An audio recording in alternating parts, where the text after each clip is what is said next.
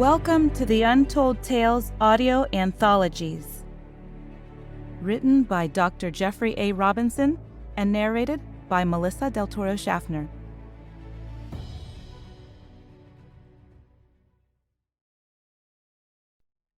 An unfortunate perspective. Until the accident, Bill Hartford had led a model life. As a foreman at a large construction company, he had earned a solid income, owned a nice house in the suburbs, and had a devoted wife and 2 grown children. But the accident changed all of that. The mishap at a high-rise building site that dumped a pallet of bricks onto workers 5 stories below killed 3 people and left Bill with crippling injuries. Despite initial predictions that he would die, he managed to pull through, though he was left blind in one eye and survived with a metal plate in his head and a traumatic brain injury that caused long-term cognitive impairment. It had taken him nearly a year to recover from his physical injuries, and during that time, his wife divorced him and left. She did not feel capable of caring for someone with such extensive injuries and deficits. As he recovered, he had to move out of his house, since the place was too big for him to manage alone. His newfound isolation made his recovery more difficult, but he eventually overcame most of his physical disabilities.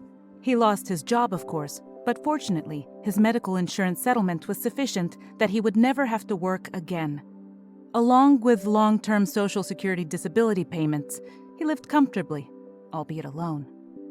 Lastly, he was lucky enough to qualify for a new line of prosthetics that were being tested before becoming commercially available. After reviewing his case, he had been approved to be one of 4 candidates to test the new optic devices. The neuro-optic implant that they provided to replace his lost sight was more than a simple artificial eye. The Synoptic Model 3 prosthesis was a commercial version of electronic optics that had been developed for the Department of Defense almost a decade before. It had worked perfectly, doing everything the manufacturer had promised, and it had managed to turn Bill's life around, bringing him out of the chronic depression that he had suffered since his injuries. The device had performed flawlessly, at least until recently. Dr. John Martin sat in the waiting room of a colleague to whom he had been referred to consult on Bill Hartford's case.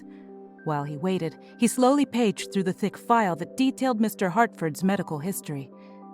John had handled Bill's case since the 48-year-old construction worker had first been selected as a candidate for the Synoptic Model 3 clinical trials. Indeed, John was almost uniquely skilled to manage Bill's case. John had chosen an unusual specialization upon graduating from medical school: neurophysics. His PhD was in engineering, but he had continued in school until he had earned a medical degree as well. John was therefore one of those rare doctors who was both an MD and a PhD. Moreover, he had been one of the product developers on the DoD Neuro-Augment programs, developing cybernetic enhancements for military applications. The Synoptic Model 3 was a trimmed-down version of those military devices that were still classified. This first commercial model consisted of electronics that hooked directly to the patient's optic nerve, but it did far more than just mimic natural sight. The Synop 3 not only replaced the human eye, but it also provided an extended spectral range that reached into both infrared and ultraviolet. It improved acuity by more than an order of magnitude and had a 10-time zoom feature, as well as night vision capabilities. The most special features of the military versions had been stripped from the commercial models, so the features such as pattern recognition, heads-up display, reality augmentation, multiple target tracking, range finding, and facial recognition had all been removed. With these changes, the Model 3 could be marketed at $10,000 to $20,000 instead of more than $500,000. Bill Hartford had taken nearly a year to learn how to see again, since the brain had to rewire major portions of the occipital lobe to accommodate the changes of the artificial eye. Everything had been proceeding perfectly until about 3 months ago. Bill complained that his eye was malfunctioning and that he repeatedly saw vague shapes at the edge of his vision, images that terrified him. John had recalibrated Bill's prosthesis more than a dozen times, but he could find no problems with the implant. Nevertheless, Bill Hartford had become more and more adamant that his eye was generating false images that were quite disturbing. After concluding that nothing was wrong with the new prosthesis and that the device's hardware and software were both working perfectly, John and his team began to suspect that Mr. Hartford's issues weren't physical in nature. Hearing a muffled cough, John Martin looked up from his paperwork and into the face of a white-haired man who smiled softly down at him. Closing his folder, John stood hurriedly and extended his hand, saying, "I'm so sorry, I lost track of time. I assume you are Dr. Summerfield." Nodding, the older man said, Yes, and you must be Dr. Martin. I must say, I am quite excited about this case. It is intriguing. Please, come this way." In short order, they had both retired to Dr. Summerfield's office. John took a seat opposite Summerfield's desk and briefly studied the room, as the other gentleman took his seat. John noted an impressive library of medical textbooks and the prominent display of degrees and diplomas, including graduate degrees in psychiatry from Harvard and a certificate naming him the former dean of psychiatry at Johns Hopkins. Before John could say anything, Dr. Summerfield spoke. "You don't have to start at the beginning and tell me about Bill Hartford's case. I have read all the documentation that you have provided, several times in fact, and I concur that your decision to investigate neurological or psychological causes for his visions. If, as you say, there have been no similar incidents with military models or subjects, then there is a high likelihood that he has been experiencing mild hallucinations, perhaps related to the brain injuries he suffered last year." "Thank you, Dr. Summerfield," said John. "But I need to appraise you of the most recent incident involving Mr. Hartford." Dr. Summerfield's eyes rose in curiosity, but he remained silent.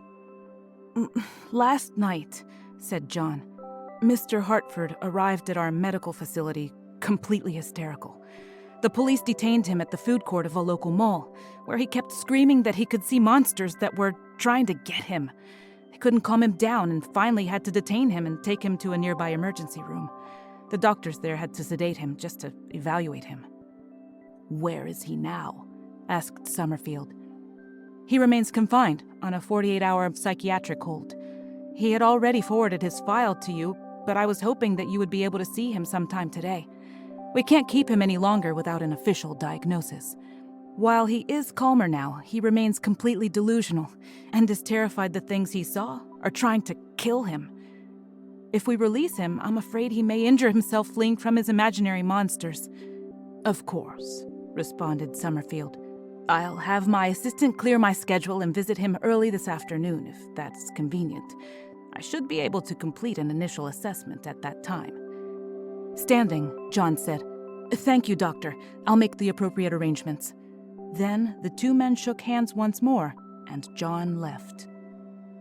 Bill Hartford sat on the edge of his bed in a barren room that only contained a toilet and a sink. There were no windows, but there was a large mirror on one wall. His hands were clasped tightly together as he struggled to remain calm and composed, or at least appear to be. "They don't believe me," he thought. "They think I'm crazy, but I'm not imagining what I'm seeing. I can see things normal people can't." He glanced at the mirror. "They're watching me," he thought. "Better act sane, or they'll drug me." Bill thought about the visions. They sure sounded insane, ghostly figures that lurked at the periphery, claws, and fangs at the ready.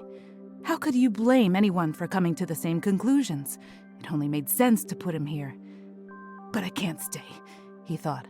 "They're coming for me. Right now they want to remain hidden, but they're gonna kill me if I can't get away." His fingers tightened into fists. "I was wrong when I thought the doctors here could help me. They don't understand." All he wanted was for them to turn the eye off, to be blind again, to not see the creatures he had seen, and to be blissfully ignorant again of their existence. Realizing his fists were clenched so tightly it was making his fingers white, Bill opened his hands and spread his fingers out on his knees. "The more normal you look," he told himself, "the less scared and agitated, the less likely they'll drug you," he thought. "You have to look like nothing is wrong." Forcing a small smile onto his face, he thought, "That's right, just a little smile. Don't smile too much. Look natural. Look like you're imagining some pleasant scene." But when he closed his eyes, all he could remember were the mobs of spectral figures that had assaulted him last night. They had been everywhere, and no matter where he fled, they followed him. He couldn't remember how he'd gotten to the hospital. He wanted help, but no one would listen to him when he warned them about what he'd seen. "The people here won't help me. I'll have to get away and find some way to destroy the monsters, but to get out of here, I need them to think I'm not afraid anymore. All I have to do is be calm and act like everything is okay now. All I have to do is remain calm and wait." Bill Hartford sat unmoving on his bed for hours, waiting for someone to visit him. "They'll be here soon," thought Bill. "All I have to do is wait." Dr. Summerfield came and visited Mr. Hartford that afternoon. After spending nearly 3 hours talking with his new patient, he exited the examination room with a frown on his face. "Well," said John, after Dr. Summerfield had left Hartford's locked cell. "I have to agree with you," said the elder psychiatrist. "Mr. Hartford is extremely agitated, despite the level of sedatives that you've administered. I would suggest changing his medication to include a strong antipsychotic. However, I can't make a definitive diagnosis yet. I don't think he is suffering from schizophrenia, since that disorder tends to manifest auditory hallucinations rather than visual ones, and Hartford isn't experiencing anything like that. Moreover, the medical workups and tests that you've done rule out any substantial neurological causes such as tumors or brain lesions. It's possible that the visual phenomena he's experiencing are related to brain damage beneath the metal plate that was installed in his skull. The metal, however, prevents us from performing an MRI, which could pinpoint such damage. At this point, if he remains on his medications, I don't think he's a danger to himself or to others, and he should be stable enough for you and your team to develop a long-term plan to deal with his visual hallucinations. Have you considered simply removing the prosthesis to see if the visual issues resolve themselves?" John nodded. "We've turned the eye on and off many times, but the visual imagery that he complains about always returns within a day or two of returning home.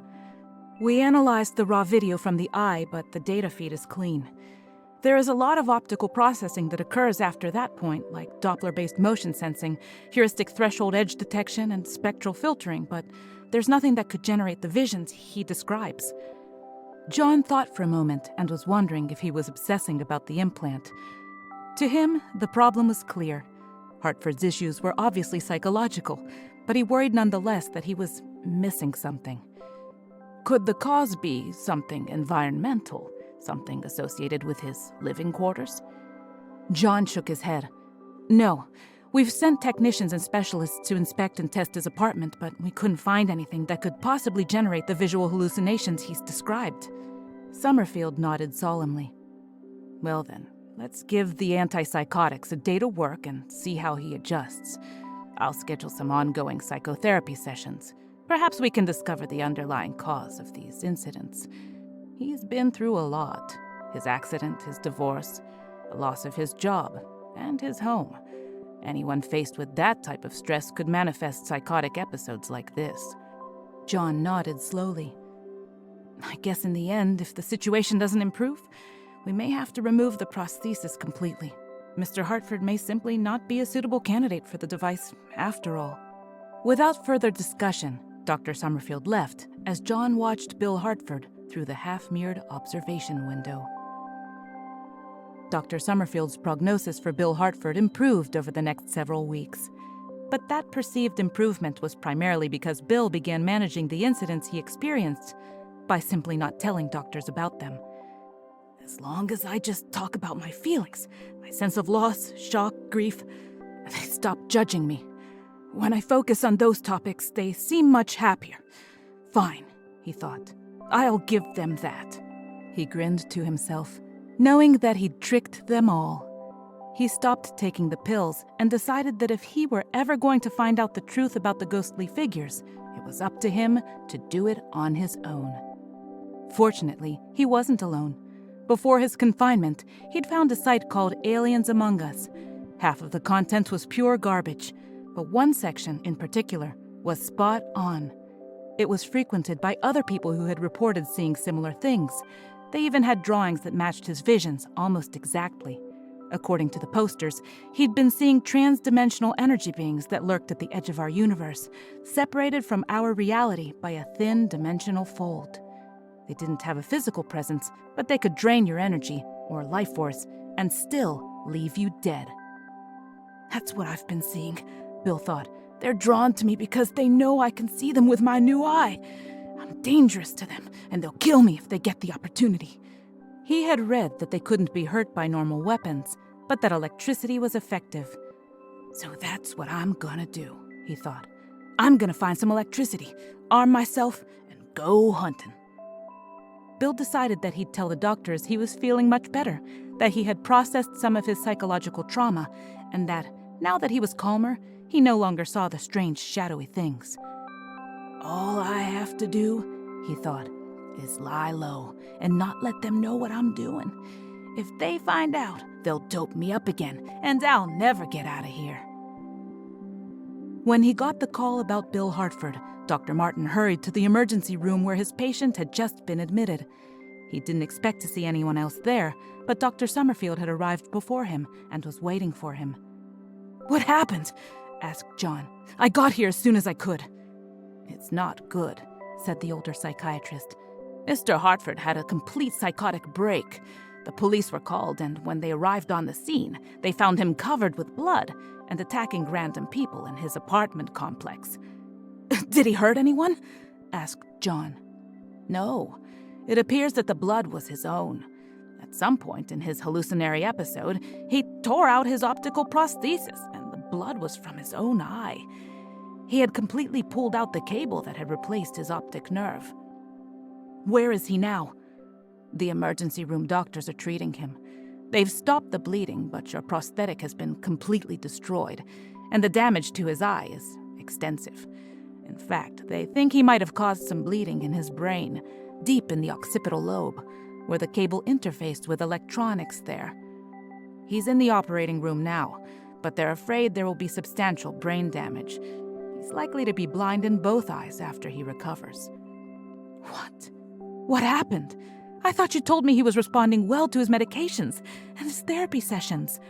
"That's what we thought, too. We can't be sure until we talk to him after surgery, but it appears he hasn't taken his medication for some time." "Did he say anything when they brought him in?" Summerfield shrugged. "Some, but he was incoherent. The med techs who arrived after the police had to restrain and sedate him since he attacked anyone that came near him. He kept shouting that everyone around him was possessed by alien energy beings that were trying to kill him." "Did he hurt anyone else?" "Not that I know of, but it was apparently not for lack of trying. The police said that he had attacked several people at the far end of his apartment complex, assaulting them with a cattle prod and a taser. There were scorch marks all along the hallway where he had even attacked the walls around him." Dr. Martin looked down and muttered, "Oh, that's not good." "Oh, it's even worse than you think." Martin looked up, raising his eyebrows with unspoken questions. "When they prepped him in one of the emergency room exam rooms, they found he had almost completely covered himself with aluminum foil underneath his clothing. He even had a makeshift skull cap made from foil that he wore beneath a wig he was wearing. His attire and armament indicate that he's quite deep in a delusional state, and it's impossible to know yet how long this has been going on." Can I?" stuttered Dr. Martin. "No," interjected Summerfield. "I don't think there's anything either of us can do right now. They notified his ex-wife, but I doubt she'll show up. I'll stick around for a while. I want to talk to the police a little more before they leave. I promise to get in touch with you in the morning and make sure the doctors here keep you informed on Mr. Hartford's condition." John nodded, thanked Summerfield, and then left. Ultimately, he didn't know whether or not he was responsible for Mr. Hartford's condition, but for the time being, there was nothing he could do.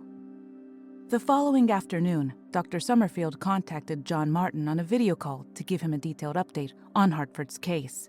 Their patient was in stable condition, but he was still restrained. He considered everyone around him to be a hostile alien entity who wanted to drain his life energy. Hartford wouldn't allow anyone to touch him, and he became hysterical when anyone even got close. He was terrified that his artificial eye had been reimplanted, and he kept trying to tear the bandages off his head to remove the offending device. His surgery had gone well, and his doctors had managed to stop the bleeding in his brain, but it appeared that he was, in fact, permanently blind in both eyes now, and he was not expected to regain his sight. The damage was so extensive that a replacement prosthesis could never be considered. Summerfield explained that Hartford's psychosis was firmly established, and his staff was not optimistic about a recovery in the near future. "Do you have any other questions?" he asked. "No," replied John, "but I have an update for you in return. 2 days ago, another of our test subjects complained about his own prosthesis. Their complaints were similar to those that had been expressed by Mr. Hartford. A couple of my techs went out to examine them and inspected the unit at their home. My team found that the artificial eye was picking up sideband interference from some nearby electronics." "Really?" said Summerfield. "I would have thought your prosthetics would have been tested for any kind of interference before clinical testing." "They were. While the military versions were hardened to withstand EMP attacks, the civilian models aren't, so we tested new models alongside cell phones and televisions, personal computers, and appliances like microwaves, and no problem was ever detected. Unfortunately, it appears we missed a particular type of electronics that we hadn't considered. You see, our patient's son recently installed a top-of-the-line VR gaming unit, and whenever he turned it on, our patient received transient images on his eyepiece from the gaming unit." Dr. Martin lowered his eyes and added, "I only got the report from my techs this morning." "I can't tell you how sorry I am that we didn't catch this earlier. It seems that Mr. Hartford was right all along. He was seeing graphic images associated with sideband interference from nearby VR units. He was seeing monsters from the first-person shooter video games.